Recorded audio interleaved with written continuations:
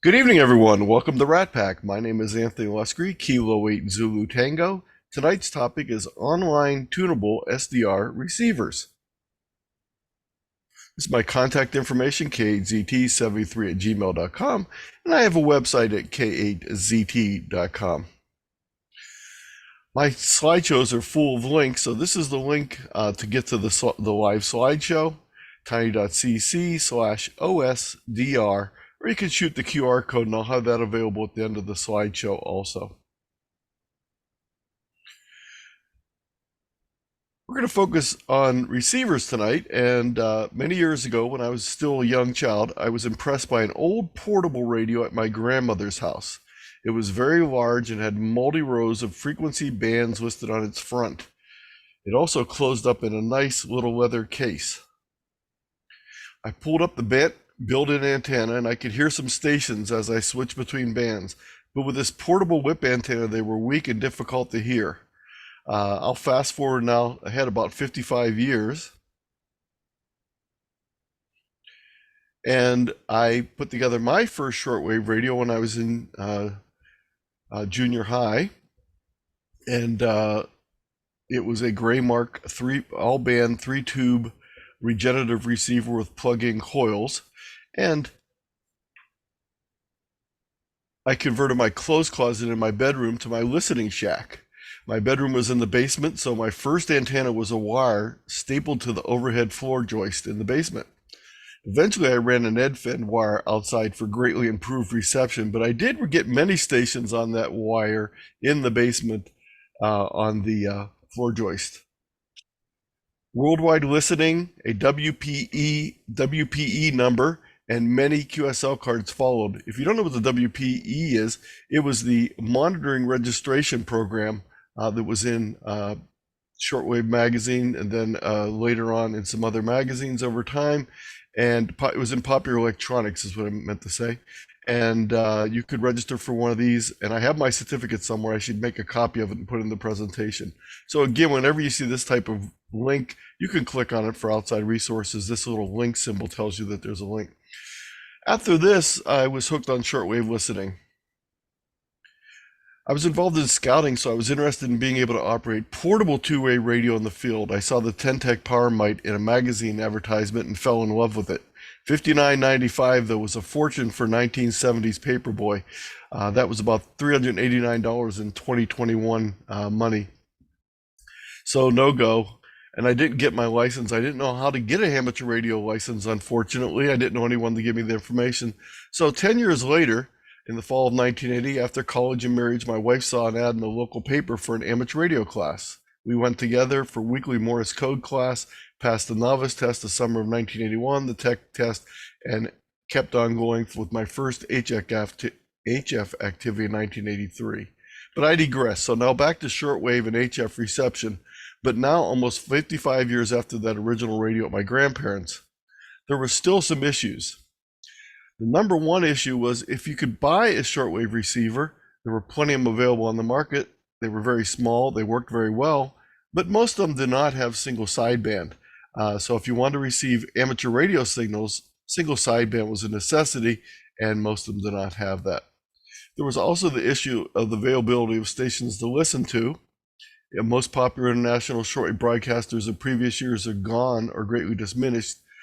And number one slide, which I was supposed to show you first here, was antennas were still a problem. The whip antennas on these portable radios, just like on that old Zenith, really don't hack it for major listening other than very strong stations. So you still need an external antenna to really get good reception. So what do you do when you just can't put up an antenna, don't own an HF receiver, or maybe you're traveling and just want to tap into ham radio? If you have internet access, you can get on to listen. Although you can both listen and transmit with a remotely controlled station, that's beyond the scope of tonight's talk. So we're going to simply focus on listening to the ham bands. SDR, software-defined radio, is a radio communication system where components traditionally implemented in hardware, e.g. mixers, filters, amplifiers, modulators, demodulators, detectors, etc., are instead implemented by means of software on a personal computer or embedded system. That's the definition from Wikipedia for SDRs. And SDRs can be found in both receivers and full transceivers with no onboard controls such as the Flex 1500, 6000, the Hobby PC, and if you go back a few years, things like the Ten-Tech Pegasus was available that way. There's also some SDRs with onboard controls like the ICOM 7300, the Flex 6400M, and lots of QRP transceivers with microprocessor controls built in. You can buy a wide variety of what are referred to as SDR dongles. They plug into the USB port on a computer and the other end gets an antenna, and you can use these.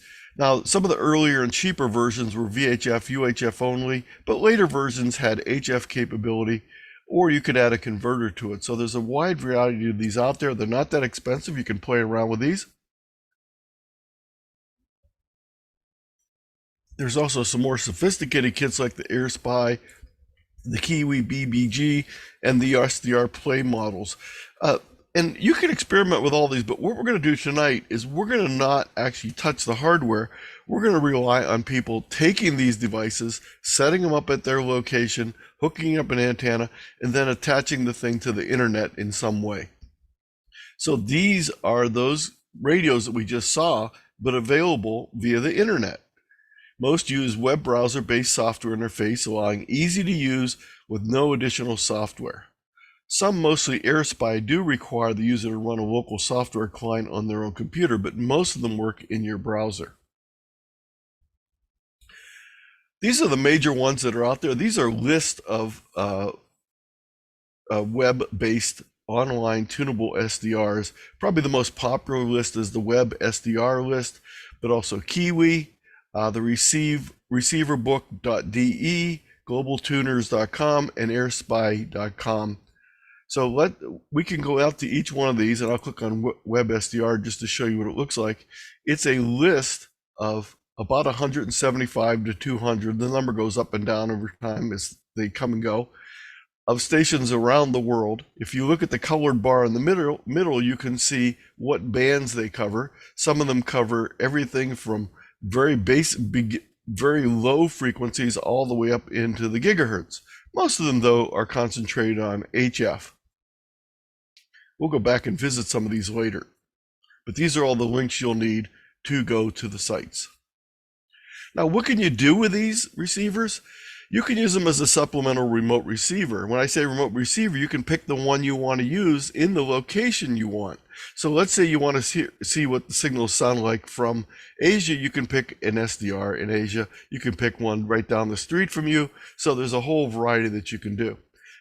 The second thing you can do with these is they're a great youth recruitment tool. Just imagine if you could package up a high-performing, single sideband capable SDR shortwave receiver and a major antenna, put it all in a box and hand it to a kid for free, and hand it out again the next day for free, and hand it out the next day for free. It was just a great tool, and I use it quite a bit in youth recruitment activities. It's also a great tool for testing your own equipment and assessing its performance, and I'll talk a little bit more about that in the upcoming slide here. You can also use it to bypass geographic or propagation limits. Let's say you're trying to hear a station and the propagation is not favoring your location. You could pick a station at a different geographic location and be able to copy them without any problem. Fifth thing you can do with it is you can bypass antenna restrictions or equipment limitations. If you can't put up an outside antenna, you can always use one of these to receive with, or in some cases, you can use it to supplement the antennas and radio receiver you have if you live in a high noise environment where you can't receive, for example, on 160. So let's jump into some of the uses. Listening on HF bands to hear other signals. If you do not have a receiver or an antenna, you can do amateur radio. You can also still do SWL, shortwave listening. You can listen on medium wave. You can listen to commercial AM broadcast. On the ones that cover VHF and UHF, you can listen to commercial FM broadcast. And let's say you're a baseball fan, you can find your local team or the team that's your favorite, no matter where you are in the world, by tuning into a radio station that's carrying the game locally. You can also listen to a remotely located SDR to hear your own transmitted signal to judge its quality and propagation. We'll talk a little bit more about how to do that in more detail. When you're doing this, you can hear the other stations by using a nearby SDR to compare signals. You can do A/B testing of multiple antennas, microphones, radio settings at your transmitter. You can even map your antenna pattern by choosing multiple remote receivers around the world and seeing how strong your signal compares at each one of them. You can also use it for assessing propagation conditions. And I have a whole presentation, tiny.cc/successops, on tools for assessing your performance, and it goes through a bunch of different things, but one of the main things it covers in detail is how to use these online software-defined radios for evaluating your signal after it goes by a bunch of other things. And here it talks about how to use them and all the different things you can do with them. It's great just for listening. You can provide youth or others interested in learning more about radio, listening to hams, becoming shortwave listeners, etc. Links to these receivers. I put together a document with basic instructions that you can share with them to get started, and it's at tiny.cc/freerx. And this is something I use a lot when I'm working with school districts. It's great because I can be working with one group of students on one project, and I can give other students a sheet on instructions. They can go off and start tuning it. And the first thing I hear from almost all the kids is, what is tuning a radio? Because many kids have never tuned a radio of any type, either a shortwave radio, an online radio, a hardware radio, etc.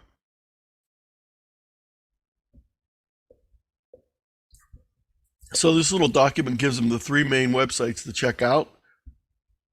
And then it gives them a little preview of what the interface typically looks like for the web SDRs. It gives them some of the commands that they can use on their keyboard. It also gives them a typical Kiwi command set. And then it also gives them some additional sites to try out. And it gives them one called Radio Garden. And Radio Garden is nothing to do with shortwave. It's nothing to do with amateur radio. It's just fun, and it's something to get them exposed to radio, because the way this thing works is it does commercial radio around the world. You can simply take your globe, spin it around, find a location, and click on a station. And I need to stop this and restart my share so you can hear it.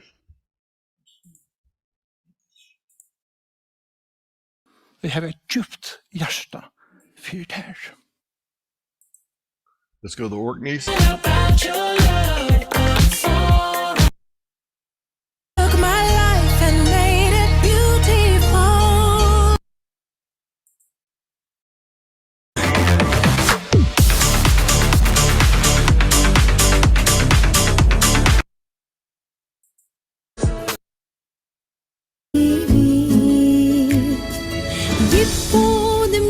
So it's just fun, and it's a great way to listen to radio around the world. And that's also good if you're into sports, because you can find any place and listen to sports that way. I also give them some information on shortwave listening. I give them some band plan information. But then the other thing I do is I give them DX clusters. And the reason why I do this is they can easily go to this DX cluster, find a station that they want to tune in, and then get the frequency from this and tune it in on the software-defined radio and find that station. So it gives them something to tune for, because of course they don't know where to tune on these radios. I also give them a list of the amateur radio bands with the filter setting they should use for the different modes, when the best time to use the band is, and then it also gives them a link back to this particular recording if they want to go through this SDR presentation. This is probably the most important slide, because it has the link to the free FRX that you can share with other people. It also has, this is what it looks like, as you can just see. It also has a QR code you can share with someone. This is my grandson, Holden. He's using one of the SDRs on his phone. Of course, they're not going to do them on a computer. They're going to do them on their phone or a tablet. They work just fine on those also. They also work on Chromebooks. They work on just about every device that can browse the web. Now, if you want to get a little more sophisticated and you want to listen to CW, but you don't know CW, and you have a CW online software decoder, you can use virtual audio cables to connect the SDRs with any other program. So you can connect, for example, if you want to do FT8 or FT4, you can connect it to WSJTX and feed the audio from the software-defined radio into that software and do the decoding. So VB audio software, and an article here on how to set up things from J4 ZFQ. Some information on the digital modes, on Morse code, and some information on using CW skimmer with VB code. KiwiWeb has a built-in whisper detector decoder built into it, so you can do whisper with Kiwi radios on the fly. By using remote SDRs, you can monitor stations answering the DX station who's calling. So if you want to operate split and you're trying to work that station, on the low bands, it's pretty easy to hear where he's replying to, the stations he's replying to, because you're going to hear the same people that he's hearing. But on the high bands, those stations are going to be not in your receiver, because you're not going to hear them, because they're beyond your skip zone. They're inside of that. So if you take a software-defined radio on the other side of the world closer to the DX station, you can hear what they're hearing locally. So by using that, you can listen and hear what station he's working and what frequency he's working the station on, even while you're transmitting, because of course your transmitting won't interfere with that radio that's on the other side of the world.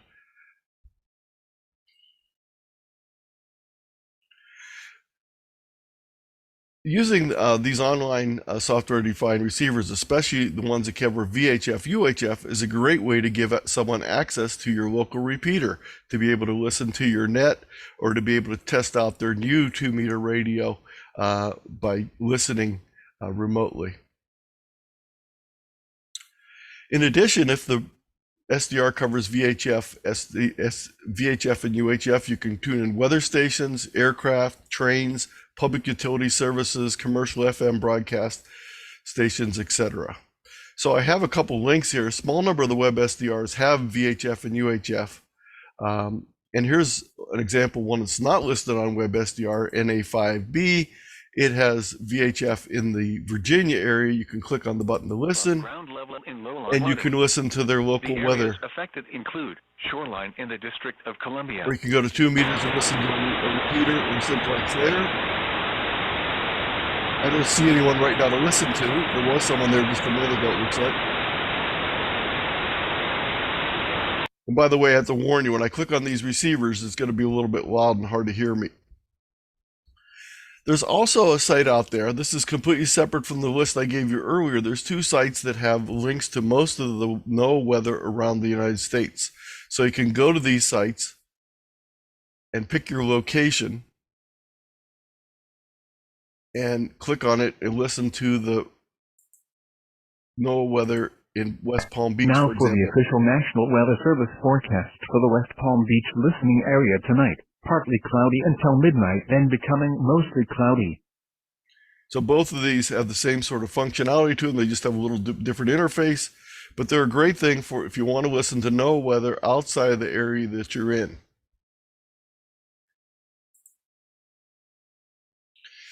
If you like to listen to railroad traffic, here's one that has a bunch of railroad. They have it divided into different parts of the country: the western streams, the mid-mountain, central and eastern streams, Canadian streams. And you can go to these and you can listen to different locations for the on-rail information. This is another one that has railroads. It's called Streama, and you can listen to different things here. Streama also has other things besides railroads. It also has a wide variety of music, sports, and even TV stations that you can listen to. You can also choose a genre that you want to listen for. So let's say we want to listen to aircraft. You can see if they cover that. Yes, they do. So here's aircraft radio stations that you can listen to. There's also this one right here that's live air traffic control information around the world. Now, Broadcastify has a number of streams that you can listen to, and they are mostly focused on VHF and UHF. So when you go out to Broadcastify, you can listen to different types of feeds, including police, fire, EMS, aviation, and rail audio feeds in any state by going through and searching. You can also listen to public safety, aviation, rail, even amateur radio repeaters around the world. You can choose the state. Around the U.S., you can choose the state you want, and you can pick and see if there's a live station in any of the counties that you want to listen to. They also have marine. Oh, there's no marine feeds for Idaho, of course. I don't know what's the shore like there in Idaho, Dan. So Broadcastify. Here's an example in Ohio. And one of the ones in Ohio is our local repeater. And let me just fire up the local repeater here. And it's got a delay to it. So let me bring this up real quick.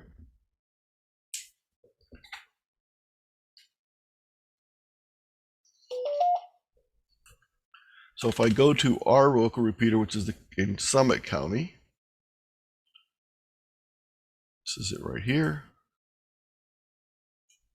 Now I'm going to go ahead and put my call out here on the radio. It may take a few seconds for it to come back to us. This is K8ZT testing, K8ZT testing, 1, 2, 3.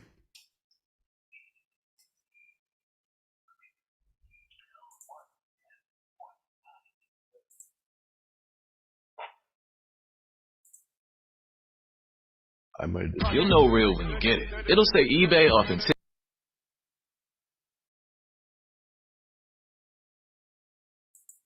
There's a little ad. AT testing, 1, 2, 3. W8VPV. Repeater PL110.9. So if you have a local net and you want people to listen that don't have a radio, you can show the Broadcastify.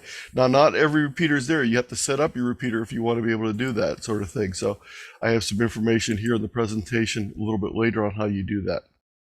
Broadcastify is also available as an app, and there's also some scanner apps available for your phone device. So you can host your local repeater on Broadcastify, and there's information on how to do that here in the Broadcastify audio feed. So what happens is it takes one of your base stations and feeds it in. So you have to have a station set up that can listen to your repeater. And it could just be a simple home radio, and you can then feed it into the Broadcastify. I mentioned Radio Garden a little earlier for the commercial stations. I also have information here. If you're interested, this isn't places you can listen, but this is how you can find radio stations around the world, around the US. So if I put in my zip code here and I say go, it shows me all the radio stations in my that I should be able to hear from my area, both AM and FM. They also have a TV locator, and the TV locator has the location of the tower, so you can figure out how to point your antenna if you're still using on-the-air TV. Now, I know shortwave listening isn't as popular as it was before, but I have some links here if you're interested or you want to provide these to someone else who might just be starting out with information on shortwave listening. So a little bit more about the different sites. I mentioned WebSDR being the most well-known. It uses a sort of rudimentary interface. It allows over 100 listeners to use one WebSDR at a time. So very seldom are you ever closed out. When you go to WebSDR, you won't see a busy, too many users type of message. OpenWebRx is a Linux-based software. They claim their user interface is a little more friendly. It's a matter of taste. One of the things about the OpenWebRx, though, is it usually only allows a maximum of 4 users at a time. So sometimes when you go to OpenWebRx, you'll see a message that you can't connect, and that's because 4 other people are already using it. Kiwi is very similar in that you can only have a few people at a time. Kiwi is a software-based radio that attaches to a a single board computer. Typically, the Beagle board green is the one that's used. So it's basically a shield that goes on top of that computer. Most SDRs generate raw IQ data, whereas this one does everything on the radio and computer, and then you use a network connection to connect to it. So you're not actually connecting directly to the radio. You connect the radio to your network and then use your browser to get to it. Again, the number of simultaneous links is limited. So here's the radio itself, the Kiwi, and you can notice these plugs right here. They plug directly into the Beagle board. I think the Beagle board is actually spun around the other way here, but they plug into this Beagle board, and that is your whole setup. Of course, you have to provide antennas. You can also try experimenting with some of these other ones out there. I have some resources on my website, including SDR software, and I got to fix that link. You have to go under Radio and Technology, and then go to, yeah, if we have to fix that link.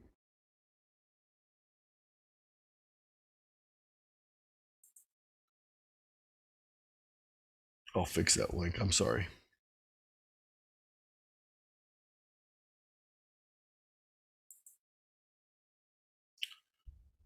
For information on SDRs, this RTLSDR.com is a good site. There's a lot of stuff there on this site. Reviews of different ones. SDR Play is very popular. A lot of people use this in their home stations to add a second receiver or to give a graphical output to their current receiver. You can interface this with a lot of them and provide a really big band map if that's your sort of thing. Here's the guides for interfacing these devices. So if you want to set up a web SDR at your house, you want to set up a Kiwi, this is the information for the person running the station. Here's the typical web SDR interface. It has a start audio button. There's a little checkbox to allow keyboard commands, which I suggest you do because it makes it easier to use your arrow keys to move it as opposed to your mouse in some cases. There's also keyboard shortcuts.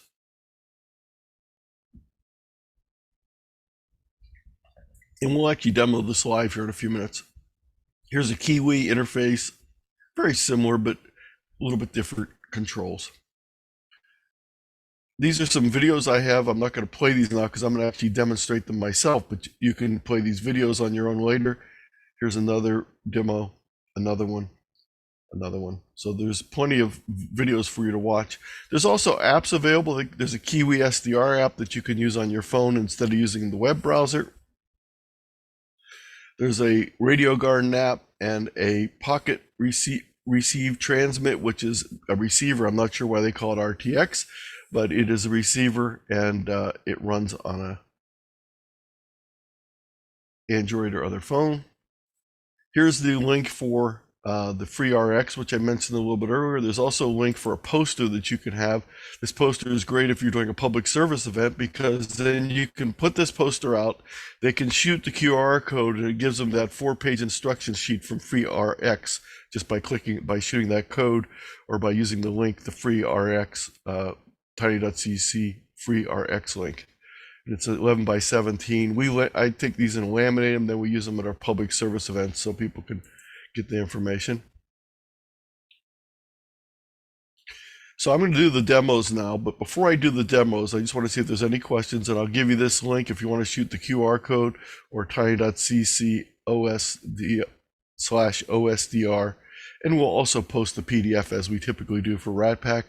One last thing, if you're not familiar with my presentations, I have a link at the end with all my slideshows at tiny.cc/KZT-P. You can go through and find the slideshows. You can also watch many of the recordings of these. And if you're a local club would like a presentation, I'd be happy to do one. I'm working on Present All States, and I'd be happy to do that. So I'm going to go ahead and take questions, and I'll bring up the receivers. Well, Gene, you got your hand up, so go ahead and take it away. Yes, I may have missed it, but being former military, is there a way to listen into unencrypted, basically not secure military traffic? I do not know at all. Huh? I do not know at all. I've never looked into that because I assumed that it would be restricted, so I have not I have not done that. I don't know, Gene. Does anyone All right, else no have an problem. answer? Because every installation, the range control, these are the people, we call them range guards. They control who can occupy the ranges, the rules, making sure they're following the rules and all that kind of stuff. And that traffic has to be in the clear. So Okay. anybody can monitor it and enter into it. So that's why I was asking. No, I don't know the answer on that. That's a good question. I'll have to look for that later on. Okay, thank you. There is a couple things in the chat. One from Alex KR1ST. We don't have a geostationary satellite like the QO100 in North America, so he listens on one of the SDRs out there. So that's a great link that is in the chat. And then also someone put the link in there for my SDR material that I did not have. This is the link for SDR and remotes. I'll fix that in the original presentation. I have some SDR software. I also have some information on waterfall displays, and I have most of the links that I mentioned in this presentation here also. Other questions? Barry, how else we looking there in the chat? We're good. Anthony got everything that was on there. Yeah, Okay, I'm going to go ahead and jump into one of the demos here, and please feel free to keep asking questions. I have to remind you that you're going to have a little bit of trouble hearing me as with both of us going on the same background. I'm going to go to the Northern Utah site. They have a great site, and it has a lot of resources on it. They have actually 5 different SDRs you can use. Everything from low bands to VHF and UHF.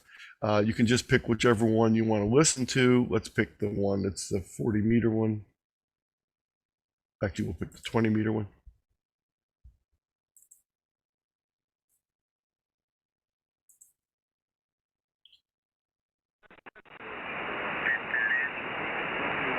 Their interface is a little bit different. I'm going to go ahead and zoom in a little bit first of all.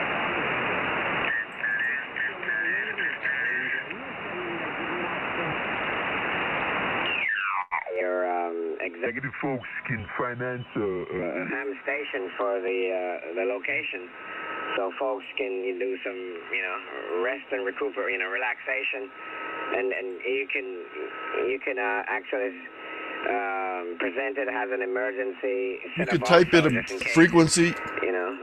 Stuff happens. You got emergency backup communication. So we jump to 40 meters. You can take this slider and move it around. Now the first thing we need to do is we need to change the lower sideband though.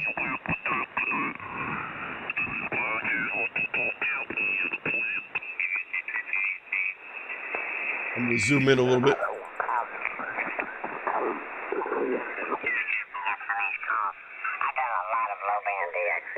I've got 9 different beverage antennas. So I'm using the mouse right now, but I can also use the keyboard if I check this. So I'm using my keyboard now to adjust the frequency using the arrow keys.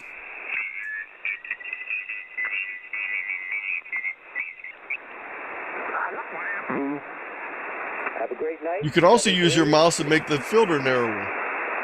73 Ed, and we'll listen for you down the log. Echo Gary taking check-ins for the Albuquerque boat anchornet.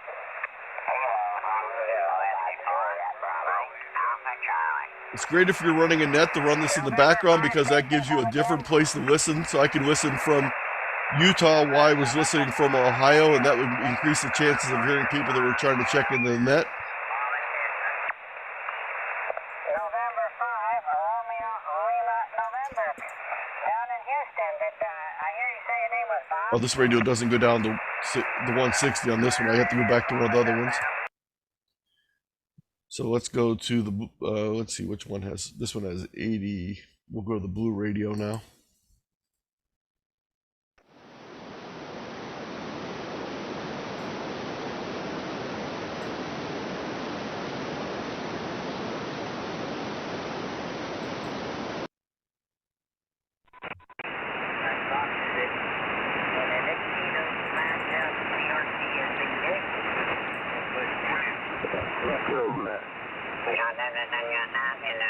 noise restriction et pour y monter sur le spectre. Transceiver into the 500 watt salt not solid state, but no tune amp. They ran a single C3CX800. I can jump down to the CW portion of the band. I can switch to the CW filter system.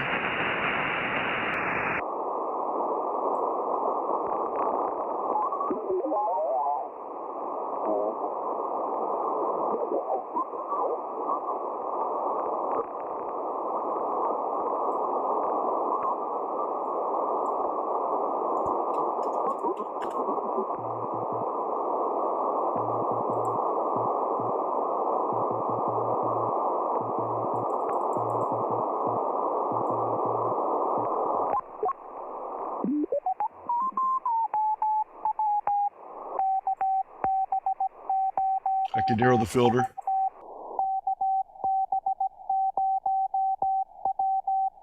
There's also passband tuning, so these are really good receivers and you can find exactly what you want. Let's go listen to some. And you all can copy that because he's calling CQ. Let's change it though, and we'll go up to upper sideband. It will jump to 7440.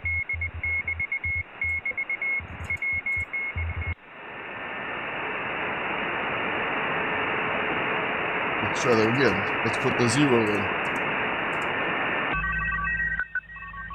So there's a number of digital signals. We're way too wide for that, so let's narrow the filter down a little bit.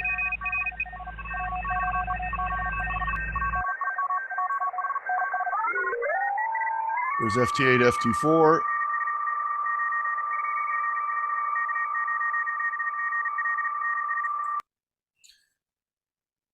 So that's basically how it works. This was just one of the hundreds of them that are here. We can pick anywhere else we want. That was in northern Utah. I could go to this one in the Soviet Union.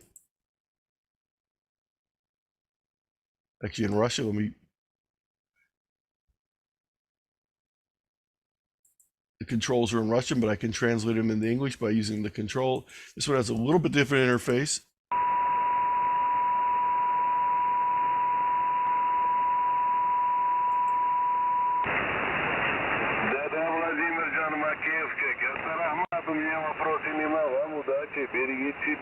There's the zoom X. Спасибо за Q173 с Богом. Рахмат вам тоже так же. Кюрзет работает и приглашает Узбекистану.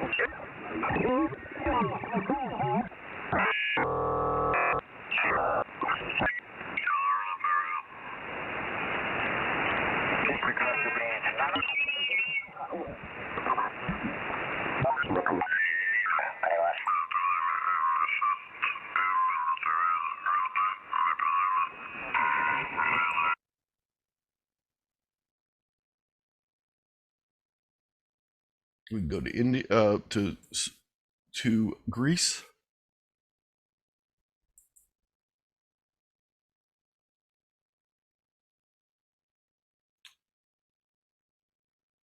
Let's go to 80 meters.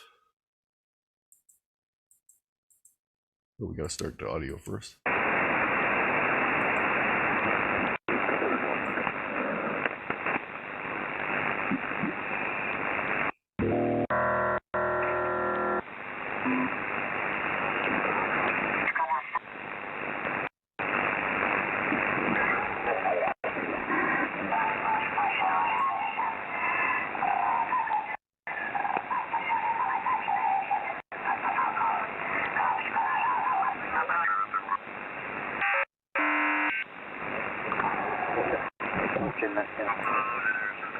So I think you get the idea. Let's try some Kiwi radios out.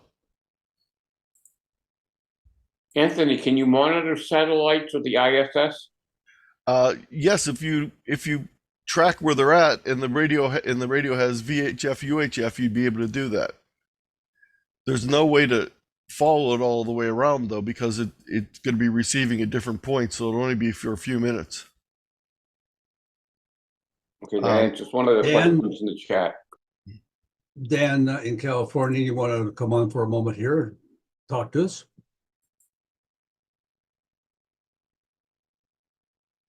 Go ahead before I hit Yeah. this, Dan. Yeah. Hi, Anthony. Yes.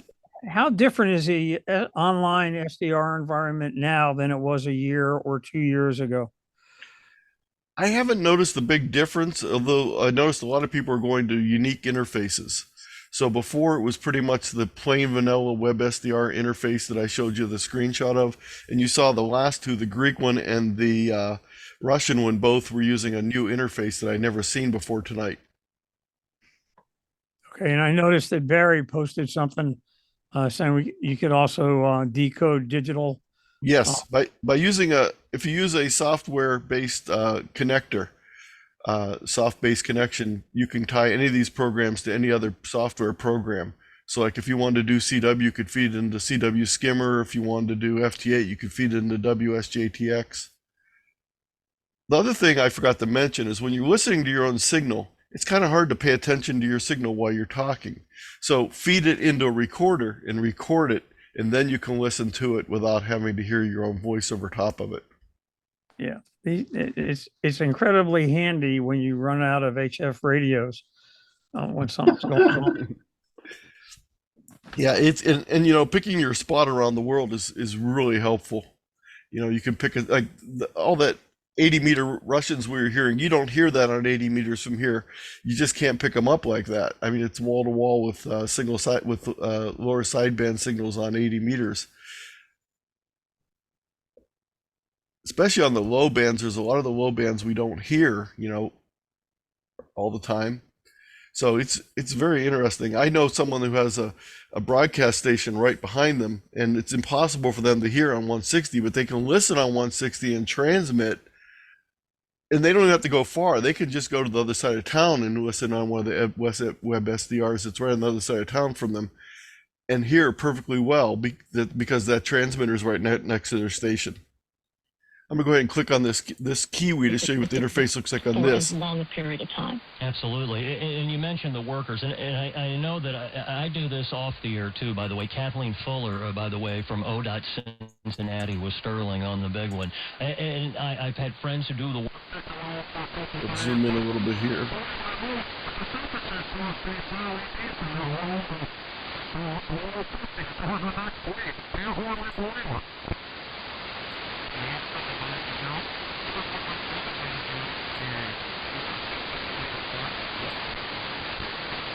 We're on AM, that's what the problem is. There we go.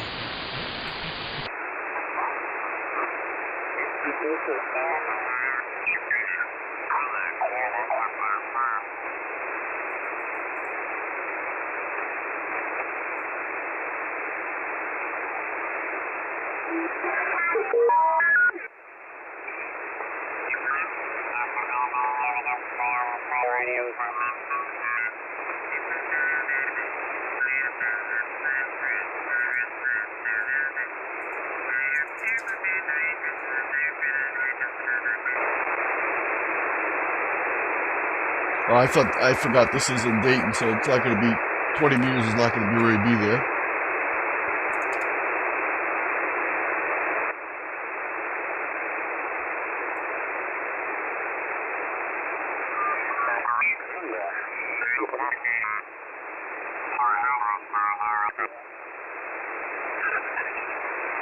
But you can see the Kiwi interface is a little bit different, but it's very similar.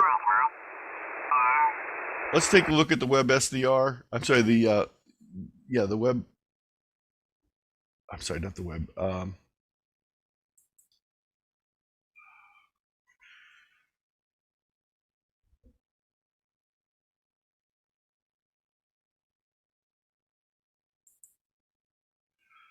Okay, so this is the Open Web RX on some of these. Let's listen to one of these. You see the interface is a little bit different. It's more like the Kiwi interface.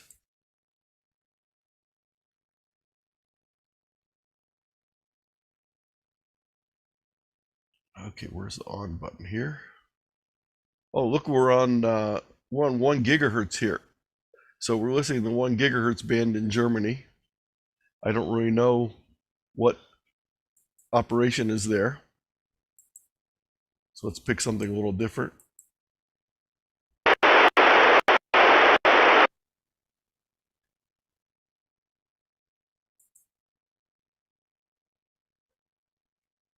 This one's also in Germany. This is 2 meter and 70 centimeter. Now there's a tool that you can use on this to narrow what you're seeing.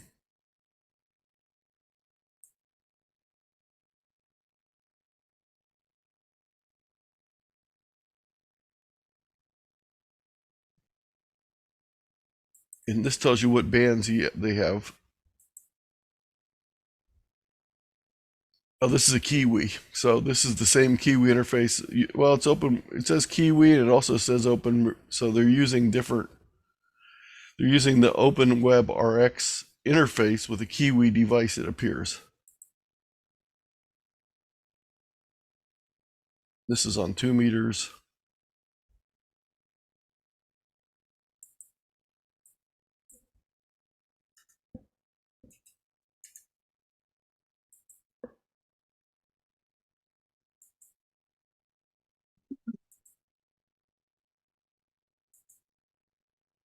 So I'll leave you guys with a couple thousand radios to try out around the world tonight, and other questions.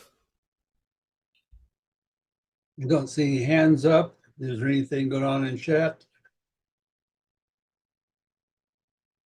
Just some discussions about doing it with digital. It says Open Web Receiver has decoders built in, so you can use those. And Alex has a screenshot here. I'll bring it up to show you all. This is the screenshot on OpenRX, which I was trying to demonstrate, but he's actually on a frequency where what I was trying to get to. And I think this is probably one he's running there. Alex, you want to comment on that? Yeah, sure. So that I built a OpenWebRX receiver with an RSP2 with a little loop antenna, and I could drop some pictures of that in the chat here as well. This is what my receiver looks like, and this is the little loop antenna that I use.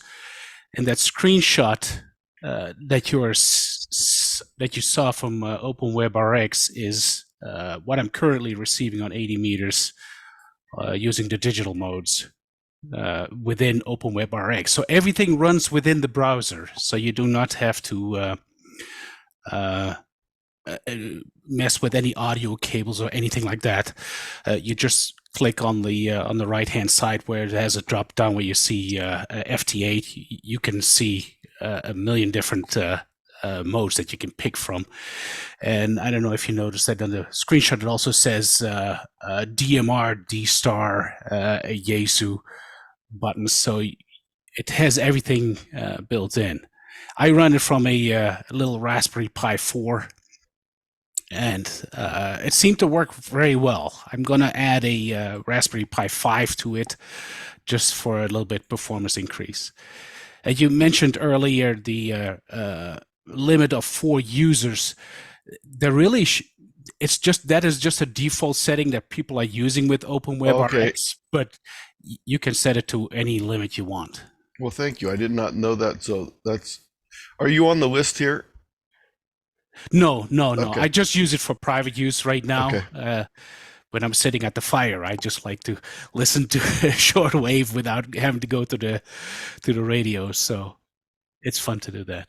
Let me bring up one of the interfaces here. Maybe you can walk us through this, because I did not know about this particular thing until today.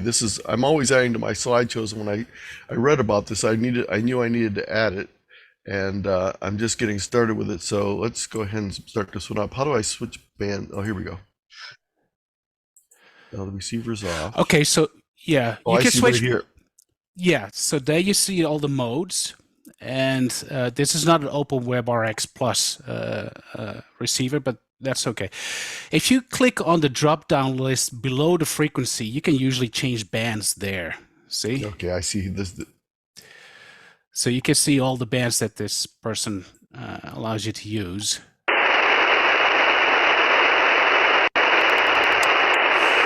And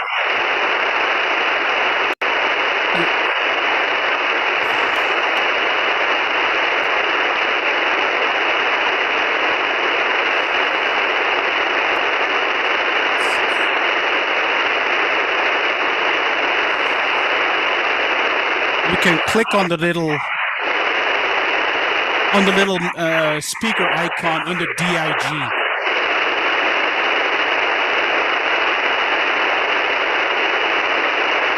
I'm sorry, go ahead again. If you click on the little speaker icon under the DIG in the bottom right. Okay. I see. Okay. Thank you. Now the audio is muted. Yeah. Now to the right of DIG, you see also a drop-down list, and that will show you all the modes that receiver will allow you to decode. Okay, very good. So if you use OpenWebRx, it will show you many more. But you see how this one looks like the screenshot that I sent you earlier. Very good. And I'm not sure, but I'm guessing he might not have an antenna on the 40-meter receiver right now. That's what it looks like, right? Yeah. And I think he might not have an HF antenna at all, because all the HF bands I tried so far were. Right. Yeah, I think there's nothing on that. But this is, I'm gonna have to play with. I'm gonna play with this now. This is something else for me to add to my playlist to try and play around with. But it looks really nice. Right. And what I'm also going to add now is a couple of Moxon antennas that are pointed upward for satellite reception. So somebody asked that earlier. For SatNox purposes, but also for my own purposes, just to listen to satellites when I'm not around the shack. And I'm assuming this is commercial broadcast. I don't know where the FM band is there, but I'm assuming it's the same. Maudsley. Yep. Inquire today about your child's enrollment for 2024. So you can listen to advertisements from Auckland. Double O Play or visit sanctuarylearning.com. Well, thank you. Thank you very much, Alex. Any other questions, comments, suggestions? Save all complaints for Dan. All right. How good is the CW decoding on these, Anthony?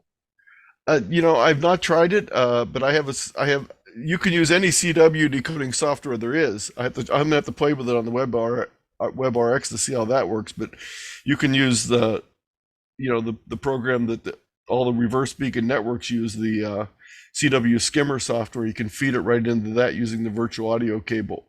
So it's really not at the dependence of the radio or the software. It's whatever you want to pipe it into. So Okay. It should be just as good as using a local radio. Right.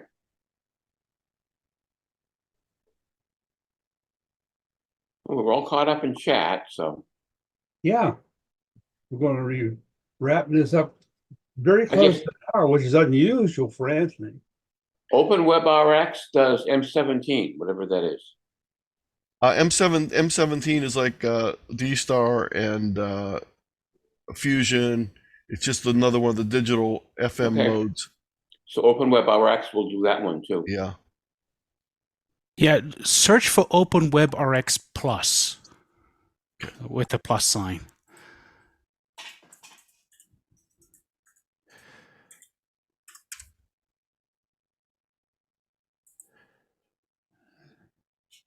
So.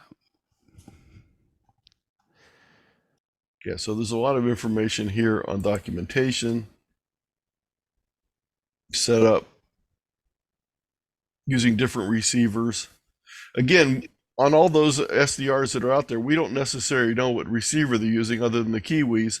We know they're using the Kiwis, but you can use any type of receiver and any type of SDR and hook it up to these interfaces and put them on the air, on the web, I mean.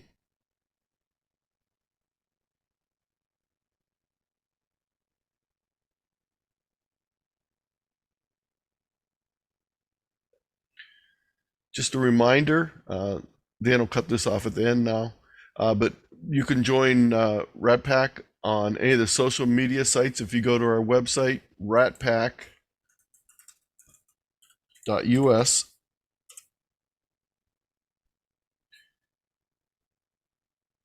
and you go to our homepage, you can see that you can join any of the group IOs. You can also follow us on Mastodon. Subscribe to YouTube channel, follow us on X or Twitter, Threads. You can join us on Facebook, Threads, Instagram. Also, we have a list of our sessions on here. You're welcome to watch any of the videos that are out there from previous sessions. And that's it. Dan, any other words? No, but I want to thank you for another great presentation. Well, you're very welcome. And again, we need to know what you guys want to hear, especially on Thursday nights, because I'm really not a Thursday night session. So thank you for letting me interfere with the regular Thursday night emergency communications set of things. But I think these tools can be very useful for emergency communications also, especially being able to listen to NOAA weather anywhere in the United States from your home is, I think, a good thing to be able to do. None of these allow transmission, correct? These do not, but there are sites that do have, like you can rent a site or you can use a site that has two-way capability. So you could set up a radio and share it with your friends, or you can go to one of the commercial services if you can't put up an antenna outside, and you can rent time on a transceiver over the internet, a remote controlled device. Right, some of the remote control software gives a whole list of transmitters that they have hooked up to their network, and you can. Yes. Most of them require club membership for some of them, but some of them are open to anybody. So it's fascinating to be able to do that. And we didn't even touch on as far as two-way communications, things like Echolink and All-Star are ways that you can also connect to a remote repeater. But they have to have that set up ahead of time. And our local club's just installing an Echolink in the next couple of weeks here. So I just did a presentation last week for our local club on how to get an Echolink account so you can start using the Echolink when it's available on our repeater. So there's a lot of ways to get on the radio even if you don't have a radio. And I think one of the best things is I would hope that everyone will go out and find someone who doesn't have a radio, especially a youth, and give them that link to that free tiny.cc free RX and get them set up and show them how to use it. And then hopefully they'll be doing this instead of playing some video game on their phone, and they'll get the tuner radio. They can go to school and tell their kid they're from, I tuned a radio. I actually tuned a radio to a different station and listened to something. Okay, Paul, you got your hand up, sir? I do. I just wondered if anybody has heard the Japanese radio station that's on the moon for a few days now and has been transmitting on 437.41. I have not, but I just heard that news report, and there's only going to probably be about 2 weeks of it, so everyone needs to try soon because they said it's not designed to last through a lunar night. So I think we have about 7 to 10 days left. It's the first amateur radio station on a terrestrial body other than Earth. There is a radio telescope in Holland, in Dwingelo, and they have also a web SDR, and they listen to the moon sometimes, and they recently did this. I will put the URL in the chat. They were listening to the LEV-1, that little robot that the moon lander, the Japanese moon lander, ejected at about 2 meters, before it landed at 2 meters. They ejected that, and they were listening to that.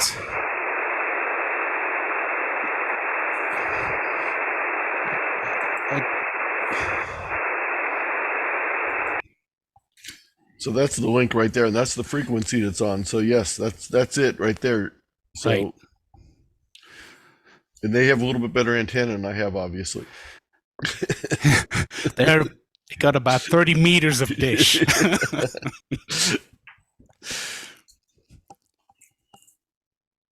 So when you're operating with an SDR that transmits, when you're transmitting, do you use your call sign or theirs? Use your call sign because you're the control operator. Wow. So now if you're like in a country that doesn't have Okay, well, I just got done teaching this in my general class we're doing a general class on Sundays, and one of the questions I just taught this week is the one, if it is a remotely accessed transceiver in the United States, you must have a U.S. license to be able to operate it, no matter where you're located. So if you're in Germany and you want to operate it, you have to have a U.S. license to do it. And I think it's the same in most countries. You're required to have a license for the country where the transmitter is located, not where the remote operator is located. Okay, that answers that question. Yeah. And matter of fact, there's quite a few. None of that counts towards any awards either. You have to be within your local license area for like work all states or DXCC and stuff. Yeah, as far as receiving, but the contacts you make are good for the other stations. Yeah. Matter of fact, there's a couple of the stations that operate in the major contests from the Caribbean that are remotely controlled stations. I know there's a ZF station. There's a station down in PJ. There's a couple different stations that have remote capability, so that if part of the crew can't get there, and sometimes they're a hybrid operation where part of the crew is at the local site and part of the crew for the contest operation in these multi-ops is anywhere in the world, and they're connecting remotely and using the radios. And that's something new.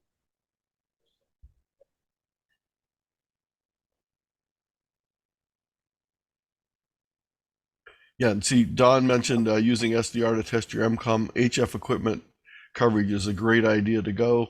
Let's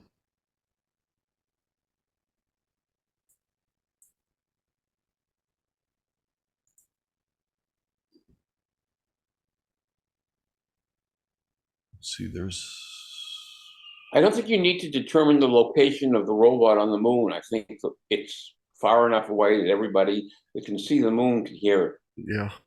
Well, I'm not sure I'm not sure what the signal strength is. You might need a dish of a certain minimum size, right. or well, I'm assuming anyone that has an EME capable station would be able to hear it, because it's going to be louder than a signal bounced off the moon. Than right. I think it's only, was it a watt or is it 2 watts, something like 1 watt. that? 1 watt. The news said.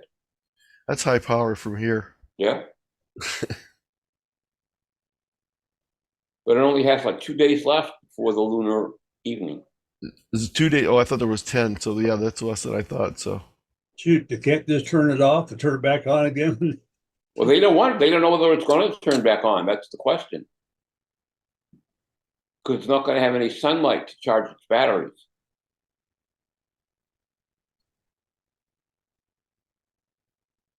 Okay, ladies and gentlemen, we're past our hour. Got any more questions here? The question is, what's the weather going to be like in Idaho tomorrow? Was it going to be cloudy or sunny? Well, it's raining right now. It's going to rain tomorrow, and it was 6 degrees at midnight last night. Okay, well, that means you're not going to be able to see your shadow tomorrow, which means 6 more weeks of winter. Yeah, well, we're gonna have tomorrow is Groundhog Day. Yeah, we're gonna have bright sun here, I think. So we're gonna get groundhogged. Okay, Paul in Oregon, I guess it is. You got your hand up, sir. Yeah, it's going to be chilly tonight and hot tamale. There's always one. Okay, unless we got some more questions out there, comments like Paul just said, or whatever, we'll close this down and look forward to seeing everybody next week.